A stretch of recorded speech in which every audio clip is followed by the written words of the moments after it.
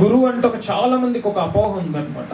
ఏంటంటే గురువు దగ్గరికి పోవాలి, సో ఆయన ఏదో ఒకటి ఓం చా చా చూ చూ చా అంటాడు, మన సమస్యలన్నీ డమ్మనే ఎగిరిపోతాయి. దీన్ని ఒక లాజికల్ వేలో ఆలోచించాలి. మీరు చదువుకున్నప్పుడు మీరు స్కూల్లో మీకు టీచర్ చెప్పారు, ఫిజిక్స్, బయాలజీ, సైన్స్, సోషల్ అన్నీ నేర్చుకొని ఎవరు ఎగ్జామ్ రాశారు చెప్పండి?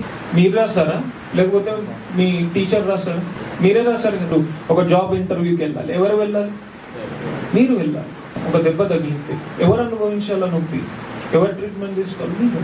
సో మనము ఆ యొక్క సమస్య వచ్చినప్పుడు దానికి ఎదుర్కోవడానికి మనకి సాధన అనేది ఉపయోగపడాలి. నేను మీకు ఒక సాధన ఇస్తాను, మీరు ఆ సాధన చేయండి. ఆ సాధన ద్వారా మీరు ఈ ప్రాపంచికంగానే కాకుండా ఆధ్యాత్మికంగా కూడా ఒక అత్యుత్తమమైన స్థితిలోకి మీరు వెళ్ళగలుగుతారు. అర్థమైంది కదా?